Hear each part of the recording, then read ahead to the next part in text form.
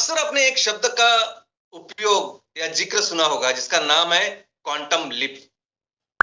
अलग अलग कॉन्टेक्स्ट में इस शब्द का उपयोग आपने सुना होगा। क्वांटम लीप का अर्थ यह है कि अनपेक्षित, अविश्वसनीय, अचंभित करने वाली प्रगति। लीप इस शब्द का अर्थ है छलांग, बहुत बड़ी छलांग, बहुत बड़ी प्रगति। और इस शब्द का उपयोग कई सारे कॉन्टेक्स्ट में आज की तारीख में हो रहा है। जैसे कोई बच्चा हर साल स्कूल में 50 से 60% ही लाता है, लेकिन अचानक से उसने 90-95% लाए, तो वो है क्वांटम लीप। अगर कोई कंपनी, कोई बिजनेस ऑर्गेनाइजेशन हर साल अपनी स्टेडी ग्रोथ कर रहा है, उसको लेके कुछ एक्सपेक्टेशंस है, लेकिन अचानक वो कंपनी 3 गुना, 4 गुना, 5 गुना एक ही साल में अगर प्रगति करती है, तो उसे कहते हैं वो लंबी छलांग, वो क्वांटम लीप। अगर कोई सॉल्यूशन पाने के लिए रिसर्च डेवलपमेंट कंटिन्यूस चालू है, कंटिन्यूस उसके ऊपर काम किया जा रहा है, कंटिन्यूस साइंटिस्ट उसमें लगे हुए हैं, और किसी भी कन्वेंशनल तरीके से वो सॉल्यूशन नहीं आ रहा है, और अचानक से आउट ऑफ द वर्ल्ड अगर कोई ऐसा सॉल्यूशन आता है जो किसी ने सोचा नहीं होता, तो उसे कहते हैं क्वांटम लीप। तो क्वांटम लीप यानी वो छलांग, वो प्रगति जो अनएक्सपेक्टेड है, जो अविश्वसनीय है, अनइमेजिनेबल है। इस शब्द में इसके लिए इसका इस्तेमाल करते हैं क्वांटम लीप। तो कहां से आता है ये शब्द, कहां से आया है ये शब्द? तो दोस्तों, क्वांटम लीप ये शब्द आया है क्वांटम लीप थ्योरी से। हम विज्ञान में, भौतिक शास्त्र में एक बहुत ही इंपॉर्टेंट थ्योरी हमने पढ़ी है जिसका नाम है क्वांटम लीप। वो थ्योरी पूरे भौतिक शास्त्र में, फिजिक्स में उतनी ही जरूरी है जितने न्यूटन के नियम, गति विषयक नियम। इनफैक्ट जिस साइंटिस्ट जिनका नाम है नील बोहर, उन्होंने 1913 में इस थ्योरी को पूरी दुनिया के सामने रखा, और ये थ्योरी इतनी इंपॉर्टेंट है। उस थ्योरी के बाद भौतिक शास्त्र में जो डेवलपमेंट हुई और आज की तारीख में जो डेवलपमेंट हो रही है, वो इतनी जरूरी है, इतनी इंपॉर्टेंट है। एक अलग पर्सपेक्टिव इस साइंटिस्ट ने पूरी दुनिया के सामने रखा, जिसकी वजह से उन्हें उस साल का नोबेल पारितोषिक दिया, लेकिन उनका कंट्रीब्यूशन इमेंस है। तो क्या है, समझने के लिए जरूरी है समझना किसी भी पदार्थ का स्ट्रक्चर, एटम का स्ट्रक्चर। दोस्तों, कोई भी पदार्थ जो है, घन रूप, द्रव रूप या वायु रूप, हर पदार्थ बनता है सबसे छोटे पार्टिकल से, सबसे छोटे। उससे छोटा आप कर नहीं सकते, उसको आप डिवाइड नहीं कर सकते। तो सबसे आखिरी जो उसका हिस्सा होता है उसे कहते हैं एटम या अणु। अभी इस एटम का अगर आप स्ट्रक्चर देखोगे तो वो कैसे होता है।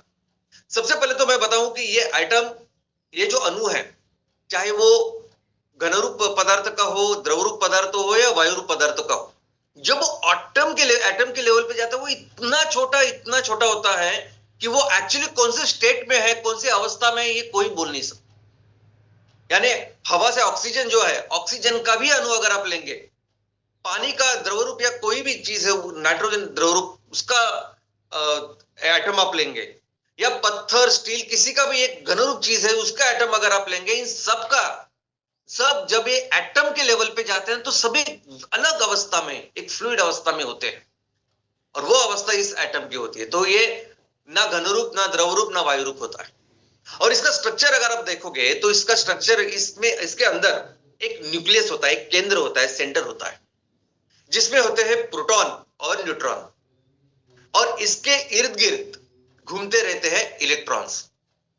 अभी ये जो अंदर न्यूक्लियस में, केंद्र में जो प्रोटॉन होते हैं, उनके ऊपर पॉजिटिव चार्ज होता है, न्यूट्रॉन के ऊपर कोई चार्ज नहीं होता।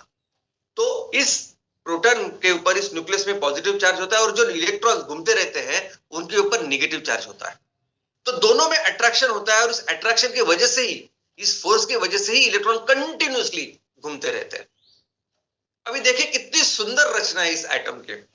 इतना छोटा सा एटम जो हम देख नहीं सकते, जो हमें पता नहीं कि घन रूप, द्रव रूप, वायु रूप है कि नहीं, उसका स्ट्रक्चर, और ये पूरे ब्रह्मांड का स्ट्रक्चर, ये पूरे सूर्यमाला का स्ट्रक्चर सेम है ना।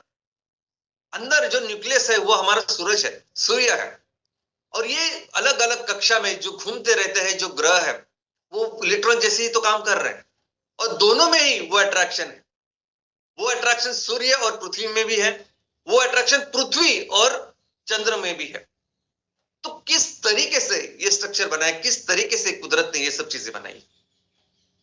तो दोस्तों ये कंटिन्यूस हर चीज में ये यही स्ट्रक्चर होता है। अभी एक उस एटम में कौन से कितने प्रोटॉन्स रहेंगे, कितने इलेक्ट्रॉन्स रहते हैं, ये पता चलता है या ये डिपेंड होता है उसके एटॉमिक नंबर के ऊपर, अनुक्रमांक के ऊपर। दुनिया में जितने भी मूल द्रव्य है, उस सभी मूल द्रव्य की एक लिस्ट, एक टेबल हमने बनाया है, जिसे पीरियोडिक टेबल ऐसे कहते हैं। अब ये जो पीरियोडिक टेबल है वो उनका कितना एटॉमिक नंबर है उसके हिसाब से उन्होंने रखा है। अभी एटॉमिक नंबर का मतलब यह है कि उस मूलद्रव्य में एक प्रोटॉन है और एक इलेक्ट्रॉन है, यानी जो नंबर है उसका उतने नंबर के प्रोटॉन है और उतने ही इलेक्ट्रॉन होते हैं। जैसे हाइड्रोजन, उस पूरे पीरियोडिक टेबल में सबसे पहला मूलद्रव्य जो है वो हाइड्रोजन, वो पहले नंबर पे है, एक नंबर है उसका एटॉमिक नंबर। इसका मतलब उस हाइड्रोजन में एक प्रोटॉन है और एक इलेक्ट्रॉन। वैसे ही कार्बन अगर आप देखोगे तो 12वें स्थान पे है। तो 12वें स्थान के मतलब यह है उसका एटॉमिक नंबर 12। इसका मतलब यह है कि उस कार्बन के अंदर, उस केंद्र में 12 प्रोटॉन है और 12 इलेक्ट्रॉन घूम रहे हैं। अब ये इलेक्ट्रॉन अलग अलग कक्षा में घूमते हैं, उस कक्षा का भी नाम है। पहले कक्षा में कितने इलेक्ट्रॉन रह सकते हैं, दूसरे में कितने, ये सब डिसाइडेड है, डिफाइंड है, और ये ऐसा चल रहा है। अभी इस पे क्वांटम लीप क्या है, क्वांटम लीप थ्योरी क्या है?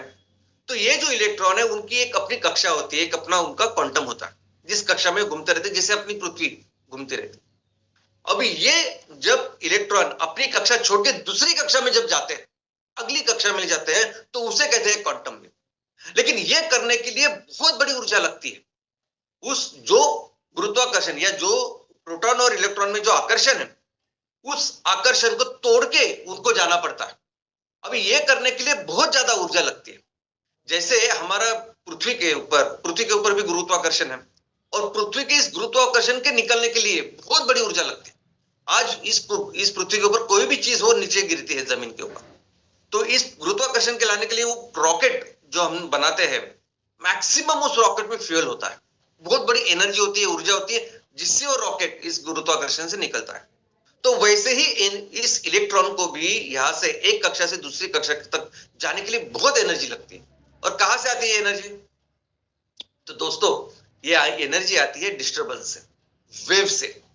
दोस्तों इस स्ट्रक्चर के अंदर डिस्टर्ब करने के लिए एक वेव आती है, और ये वेव जब आती है, ये डिस्टर्बेंस जब आता है, न्यूक्लियस में, सेंटर में, केंद्र स्थानीय जो प्रोटॉन्स है, अगर वो अलग अलग दिशा में काम कर रहे हैं, तो इस एनर्जी का, इस डिस्टर्बेंस का कुछ फायदा नहीं होता।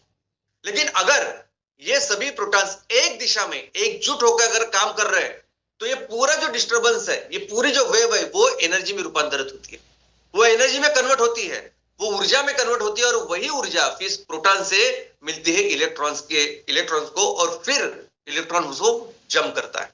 इलेक्ट्रॉन फिर वो क्वांटम जंप करता है, उसको वो पावर मिलती है। इनफैक्ट इतना ही नहीं, ये इलेक्ट्रॉन बहुत जोर से भी घूमता है। पिछली बार उसके पहले, वेव के पहले या डिस्टर्बेंस के पहले जो स्पीड होता है उसका डबल उसका स्पीड होता है। तो बेसिकली ये वेव, ये डिस्टर्बेंस एनर्जी क्रिएट करता है। और इस एनर्जी का क्या उपयोग है? ये जो एनर्जी है, सबसे पहले तो ये एटॉमिक लेवल, इतनी छोटी सी लेवल पे ये सब घटना होती है, इतनी जो हम देख नहीं सकते, समझ नहीं सकते कौन सी अवस्था में है। और जब ये काम होता है तो एनर्जी भी कितनी छोटी होती होगी। लेकिन ये छोटी सी चीज आज इतना बड़ा काम कर रही है, इसका अंदाजा ही नहीं है। ये छोटी सी चीज, ये एनर्जी जो है, ये क्वांटम लीप जो है, ये इतनी जरूरी है कि इसके बाद पूरी दुनिया में भौतिक शास्त्र के 2 विभाग हुए हैं। दोस्तों ये एनर्जी भले ही बहुत ही छोटे लेवल पे हो, लेकिन एक बहुत बड़ा काम आज की तारीख में, आज की दुनिया में कर रही है। इसके कुछ एग्जांपल मैं आपको देना चाहता हूं। सबसे पहले तो ये फ्लोरोसेंट बल्ब है। फ्लोरोसेंट बल्ब, मर्क्यूरी बल्ब जो हम देखते हैं, अभी ये कैसे चलता है? तो इसमें भी होते हैं वो एक्साइटेड, वो क्वांटम लीप वाले इलेक्ट्रॉन्स, जो उस बल्ब में जो मर्क्यूरी होता है उसको एक्साइट करते हैं, उसको पावर देते हैं, और फिर वो लाइट, वो ऊर्जा निकलती है बाहर, वो जो रोशनी हमें दिखाई देती है।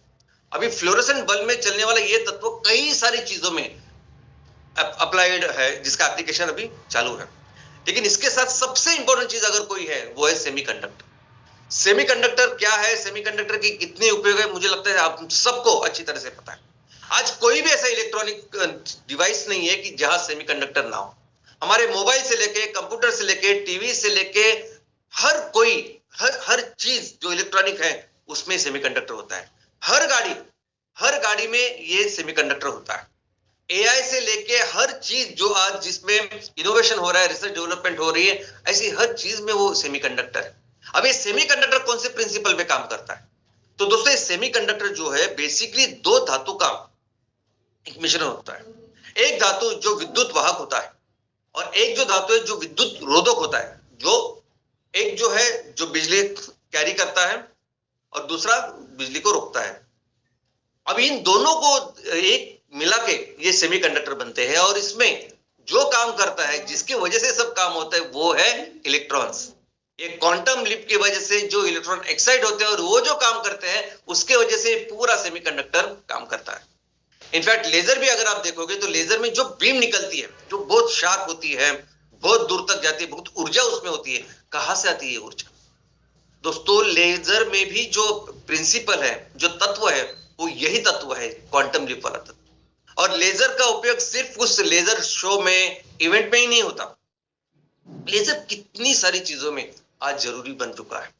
इनफैक्ट कई सारे बड़े बड़े इक्विपमेंट्स आप देखोगे, जैसे एमआरआई, सीटी स्कैन, ये सभी जो बड़े बड़े इक्विपमेंट्स हैं, मेडिकल इक्विपमेंट्स, और ऐसे कई सारे हैं जो अभी मेरे पास वक्त नहीं कि आपको सब बताने का, लेकिन इसमें जो प्रिंसिपल्स है, जिसमें काम होता है, जो तत्व है, वो तत्व है ये इलेक्ट्रॉन्स का। ये इलेक्ट्रॉन जो एक्साइट होते हैं, इलेक्ट्रॉन जो क्वांटम लीप करते हैं, जो ऊर्जा प्रदान करते हैं, उसकी वजह से ये सब चीजें चलती है। तो दोस्तों क्वांटम एनर्जी यानी आज की तारीख में दुनिया की सबसे महत्वपूर्ण चीज है। दुनिया में जितने भी टेक्नोलॉजी बेस्ड कंपनीज है, अभी हमने देखा है कि अभी फास्टेस्ट डेवलपमेंट या फास्टेस्ट डेवलपिंग जो कंपनीज वो कौन सी है? तो वो सभी फास्टेस्ट डेवलपमेंट कंपनी वो है जो टेक्नोलॉजी के ऊपर काम कर रही है। हमने देखा कि फर्स्ट 5 हो, फर्स्ट 10 हो, ये सब टेक्नोलॉजी डेवलपमेंट कंपनी है और सभी कंपनियां आज की तारीख में क्वांटम एनर्जी में काम कर रही है। सभी कंपनी, यानी कोई भी आप नाम लीजिए, वो सब कंपनी क्वांटम एनर्जी में काम कर रही है। इतना ही नहीं, जो भी डेवलप्ड नेशंस है उन्होंने क्वांटम एनर्जी के लिए सेपरेट डिपार्टमेंट बना के रखा। इलेक्ट्रॉन जो एनर्जी एमिट करती है, उस एनर्जी के लिए, उस क्वांटम के लिए separate department, separate policy, separate funding इसके ऊपर रखा है। इतना जरूरी, इतना महत्वपूर्ण है ये क्वांटम एनर्जी। इनफैक्ट जब से ये पता चला है तब से भौतिक शास्त्र के दो विषय हो चुके हैं। एक क्लासिकल भौतिक शास्त्र और दूसरा क्वांटम फिजिक्स। दोस्तों क्लासिकल यानी वो चीज जो हम आंखों से देखते हैं, घन रूप, द्रव रूप, वायु रूप कैसे चलते हैं, क्या उसकी गति के नियम, सब कुछ वो क्लासिकल थियरी में आता है। और क्वांटम यानी वो चीज जो एटॉमिक और सब एटॉमिक लेवल पे होती है, जो प्रोटॉन, न्यूट्रॉन, इलेक्ट्रॉन इसके ऊपर होती है। और आपको अंदाजा नहीं होगा, लेकिन आज सबसे ज्यादा काम अगर फिजिक्स में हो रहा है, रिसर्च डेवलपमेंट में हो रहा है, वो क्वांटम फिजिक्स में हो रहा है। मैक्सिमम लोग जो आज इनफैक्ट पढ़ाई करने के लिए भी अगर आप देखोगे तो मैक्सिमम लोग, maximum students, PhD holders, they are working in quantum physics. इतना जरूरी, इतना महत्वपूर्ण है क्वांटम फिजिक्स। इनफैक्ट अगर कोई बहुत बड़ा इनोवेशन होता है जो अचंभित करने वाला, अविश्वसनीय, ऐसा कोई बहुत बड़ा कोई खोज होती है, तो उसे भी आज कहते हैं क्वांटम इनोवेशन। इनफैक्ट इसको लेके, इस क्वांटम चीज को लेके एक नए कंप्यूटर्स आ रहे हैं, नए कंप्यूटर्स आने वाले हैं, जिस कंप्यूटर्स के ऊपर कई सालों से काम चल रहा है।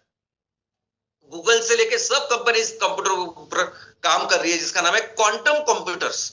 अभी ये कंप्यूटर भी कैसे, कौन से प्रिंसिपल पे काम करेंगे? ये कंप्यूटर्स भी उसी प्रिंसिपल्स पे काम करेंगे जिस प्रिंसिपल पे इलेक्ट्रॉन्स ये काम करते हैं, यानी एटॉमिक, सब एटॉमिक लेवल पे ये कंप्यूटर्स भी काम करेंगे। और ये कंप्यूटर कई ज्यादा फास्ट होंगे। आज जो भी कंप्यूटर आपके सामने हैं, जो भी हम इस्तेमाल करते हैं, उससे कई बार fast. That is number 1। Number 2, multidisciplinary, अलग अलग काम जो हम सोच नहीं सकते कि कंप्यूटर कर सकता है, वो ये करेंगे।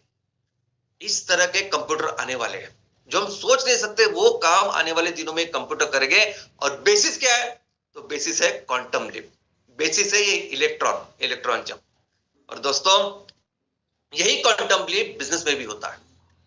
बिजनेस में भी होता है क्वांटम लीप, अविश्वसनीय प्रगति। अविश्वसनीय वो छलांग जिसे क्वांटम लीप कहते हैं। यानी कोई भी कंपनी अगर बिजनेस कर रही है, उसका स्टेडी रेवेन्यू है, स्टेडी प्रॉफिट है, और हमें पता है कि अभी इस तरह से काम कर रही है, आने वाले दिनों में भी, आने वाले 1, 2, 3, 5 साल में ये कंपनी भी आने वाले दिनों में इतनी प्रगति करेगी, लेकिन अचानक से वो कंपनी बहुत बड़ी, यानी बहुत बड़ी छलांग मारती है, बहुत बड़ा काम करती है जो अनएक्सपेक्टेड होता है, अविश्वसनीय होता है, और समझ में नहीं आता कि कैसे किया है, तो उसे कहते हैं कि क्वांटम लीप। इतनी बड़ी छलांग, इतना बड़ा काम वो कंपनी करते कैसे? और कोई भी कंपनी जब एक क्वांटम लीप करती है, जब ये क्वांटम लीप करने अविश्वसनीय ऐसी छलांग जब मारती है, तो कौन सी वो प्रक्रिया होती है कि जिसकी वजह से होता है? चलिए देखते हैं। सबसे पहला यहां भी आती है एक वेव, एक डिस्टर्बेंस। जरूरी है, कंपलसरी है ये वेव, ये डिस्टर्बेंस आना, कि जिसके जब ये वेव्स आती है, जब डिस्टर्बेंस होते हैं, तो बहुत बारी अनएक्सपेक्टेड होती है। इसमें आपका न्यूक्लियस, आपके जो हेड ऑफिस में जो कंपनी को चला रहा है, वो लोग कौन सी दिशा में काम कर रहे हैं, बहुत जरूरी है। अगर सभी लोग मिलकर एक दिशा में एकजुट होकर काम कर रहे हैं, तो ये वेव, ये डिस्टर्बेंस एक बहुत बड़ी ऊर्जा प्रदान करता है इस पूरे सिचुएशन में। ये वैसे ही होता है कि अगर आप अपनी नाव लेके जा रहे हैं और बहुत बड़ी बड़ी लहरों को पार अगर आप करते हो, तो सबसे एक्सपर्ट आप नाविक बन सकते हो। वैसे ही होता है इस कंपनी में। अगर जो कंपनी नॉर्मल जो काम करती है, उसको वो बड़ी छलांग मारने के लिए जरूरी होता है ये वेव, जरूरी होता है वे डिस्टर्बेंस। और जब ऐसे डिस्टर्बेंस आता है, तो वो कंपनियां जो बनती है किसी विजन और मिशन के ऊपर, वो कंपनियां जो चलती है सिद्धांतों के ऊपर, वो कंपनियां नहीं जो सिर्फ कॉपी करती है, लेकिन वो कंपनियां जो विजन मिशन को लेके बनी है, उनको पता होता है कि ये जो चीज है ये हम कर लेंगे, ये पॉसिबल है। ये वही कंपनी कर सकती है कि जिनके रूट्स बहुत स्ट्रांग होते हैं, जिनके सिद्धांत बहुत स्ट्रांग होते हैं, विजन मिशन बहुत स्ट्रांग होता है। तो बहुत इंपॉर्टेंट होता है माइंडसेट। जिस माइंड के साथ वो कंपनी बनती है, और कभी कभी ऐसी जब वेव्स और डिस्टर्बेंस आते हैं, तो उसको एनर्जी में, उसको अपॉर्चुनिटी में कन्वर्ट करती है, और पूरे न्यूक्लियस के सभी प्रोटॉन्स एक दिशा में एकजुट होकर काम करते हैं। और ऐसी अवस्था में, ऐसे वेव्स और डिस्टर्बेंस में, तो कंपनी लिस्ट करती है सभी सपोर्ट सिस्टम देखते हैं कि अभी इस वेव को, इस डिस्टर्बेंस को नए लेवल ऊर्जा में कन्वर्ट करने के लिए, एनर्जी में कन्वर्ट करने के लिए कौन से सपोर्ट सिस्टम हमारे साथ है। और ये बहुत जरूरी होता है। इनफैक्ट ऐसे चीजों में, ऐसे वेव में, ऐसे डिस्टर्बेंस में पता चलता है कि कौन एक्चुअली सपोर्ट सिस्टम है कंपनी का, कौन एक्चुअली आपके साथ आपको इस संगठन को बहुत आगे बढ़ा के लेके जा सकता है। इनफैक्ट ऐसी चीजों में डिफाइन होता है आपका कॉन्क्रीट फाउंडेशन। मुझे तो लगता है कि बहुत जरूरी है वेव, बहुत जरूरी है डिस्टर्बेंस, कि उससे एक्चुअली पता चलता है कि कौन रियल जो आपकी सपोर्ट सिस्टम है। ऐसी सपोर्ट सिस्टम जो ना कि सिर्फ आपको इस एनर्जी से, इस वेव या डिस्टर्बेंस को अपॉर्चुनिटी में कन्वर्ट करेगी, लेकिन आगे आने वाले दिनों में जो इतना बड़ा काम अगर हमें करना है, विजन मिशन को अगर बड़ा करना है, तो उसमें ये कौन सी सपोर्ट सिस्टम है जो आपके काम आने वाली। तो बहुत जरूरी है ये सपोर्ट सिस्टम, ये वेव, ये डिस्टर्बेंस। और फाइनली अपने इस सपोर्ट सिस्टम के साथ, अपने इस माइंडसेट के साथ, अपने इस सभी लोगों के साथ फिर आप लेते हैं वो क्वांटम लीप। फिर आप इस पूरे वेव, ये जो वेव है, डिस्टर्बेंस है, ये जो अस्थिरता है, इसको फिर आप बहुत बड़े अपॉर्चुनिटी में कन्वर्ट करते हैं, और फिर आप लगाते हो छलांग। जो लोग समझ नहीं पाते ये कैसे हुआ, एक कंपनी ऐसे धीरे धीरे काम करे तो अचानक इतनी बड़ी कैसे हुई, एक कंपनी इस तरह से चल रही थी वो अचानक कैसे हुई। और ये एग्जांपल, ये जो तरीका है काम करने का, जो कुदरत ने बनाया है, ये कुदरत ने बनाया है ये सिस्टम। ये एटॉमिक लेवल पे क्या चल रहा है, सब एटॉमिक के लेवल पे क्या चल रहा है, उससे लेके बड़ी बड़ी ऑर्गेनाइजेशन, ये काम जो तरीका है, ये जो सिस्टम, ये कुदरत ने ही बनाया है। और इसी सिस्टम से सब जाते हैं, तभी जाके वो कंपनियां होती बड़ी। और आप जितनी भी बड़ी कंपनियां हैं, कितनी सारी कंपनी की सिर्फ पढ़ाई कीजिए। आप पढ़ाई जब करेंगे तो आपको पता चलेगा ये प्रोसेस, आपको पता चलेगा उस वेव के बारे में, उस डिस्टर्बेंस के बारे में। और ऐसे तो कई सारे एग्जांपल्स हैं, मैं आपको दे सकता हूं। लेकिन देखते एग्जांपल पूरी दुनिया के सबसे बड़े कंपनी का। दुनिया की सबसे बड़ी कंपनी आज एप्पल है, लेकिन क्या आप जानते हैं कि ऐसा एक वेव था, ऐसा डिस्टर्बेंस था कि जिसमें ये कंपनी, ऐसा मालूम होता था, सबको ऐसा लगा कि ये कंपनी अभी आगे 6 महीने भी नहीं चलेगी, बंद होने वाली है कंपनी, एप्पल कंपनी अभी हमेशा के लिए बंद होगी। ऐसा वो वेव था, ऐसा वो डिस्टर्बेंस था। लेकिन उसके बाद क्या हुआ? एप्पल दुनिया की नंबर 1 हो गई, दुनिया की। इतने छोटे से प्रोडक्ट को लेके कैसे कोई दुनिया का नंबर 1 हो सकता है? लेकिन आप कोई सोच भी नहीं सकता कि एक मोबाइल तैयार करने वाली कंपनी दुनिया की नंबर 1 कंपनी बनती, एक मैन्युफैक्चरिंग हार्डकोर जो कर रही है वो दुनिया की नंबर 1 बनती है। वो हुआ पॉसिबल इसी वजह से, उस वेव, उस डिस्टर्बेंस की वजह से। अगर वो नहीं होता तो शायद इतनी बड़ी कंपनी नहीं होती, वो सोच नहीं होती। जिलेट की सेम स्टोरी है। अभी मुझे आप बताइए, जिलेट जिस सेक्टर में काम कर रहा है, जिस बिजनेस सेक्टर में काम कर रहा है, जिलेट के बाद कौन सी कंपनी आपको याद आती है भारत में? भारत में छोड़ो, कहीं भी आप जाओ कि जिलेट अगर एक नंबर स्थान पे है, इस सेक्टर में काम कर रहे, दूसरे स्थान पे कौन सी है? जिलेट इतना बड़ा काम उसने किया, ये भी क्वांटम लीप है। वो भी कंपनी कई, एक टाइम ऐसा था कि बहुत बड़ी वेव, बहुत बड़ा डिस्टर्बेंस था, और लेकिन उसी डिस्टर्बेंस को, उसी वेव को इस कंपनियों ने, जो बनती है सिद्धांतों के ऊपर, बनती है विजन और मिशन के ऊपर, ऐसे डिस्टर्बेंस को ये कंपनियां बहुत बड़े अपॉर्चुनिटी में कन्वर्ट करती। और ऐसा ही होने वाला है एमसीएल के साथ। ये जो साल है, इस साल में एमसीएल बहुत बड़ी लिप, बहुत बड़ी छलांग मारने वाली है। दोस्तों, एमसीएल जो संगठन है, एमसीएल संगठन भी एक विजन और मिशन के साथ बना हुआ है। एक सिद्धांतों के ऊपर चल रहे हैं हम लोग इतने साल से, और हमारा उद्देश्य हमें क्या करना है। और ये करते समय हमारी प्लानिंग थी, हम अपने परिवार को बड़ा करेंगे, संगठन को बड़ा करेंगे, और उसी के माध्यम से हम प्रोजेक्ट्स लगाएंगे। हम बाद में फंडिंग वगैरह देखेंगे, हम अपनी कंपनी को बेचेंगे ना, हमको या ना हमारी बाकी की सब कंपनी। लेकिन फिर वो वेव आती है, वो डिस्टर्बेंस आता है, और फिर उसके बाद हम वो करते हैं, एमसीएल वो करती है कि जो कोई सोच भी नहीं सकता। शायद हम नॉर्मल अगर रहते हैं, नॉर्मल जैसे काम चल रहा था, वैसे अगर जो प्रगति इस साल करते थे, उससे कई गुना प्रगति इसी साल हम करेंगे। इसी साल हम दुनिया के सामने रखेंगे कि एमसीएल किस तरह से क्वांटम लीप इस साल करती है, और कैसे जल्द से जल्द इस देश की सबसे बड़ी कंपनी बनती है। इनफैक्ट आने वाले दिनों में हमारा देश सबसे बड़ा आर्थिक महासत्ता बनेगा, नंबर 1 इकोनॉमी बनेगा, और इसका कारण होगा एमसीएल। और दोस्तों, मेहनत करते हैं और इस साल वो छलांग मानते हैं।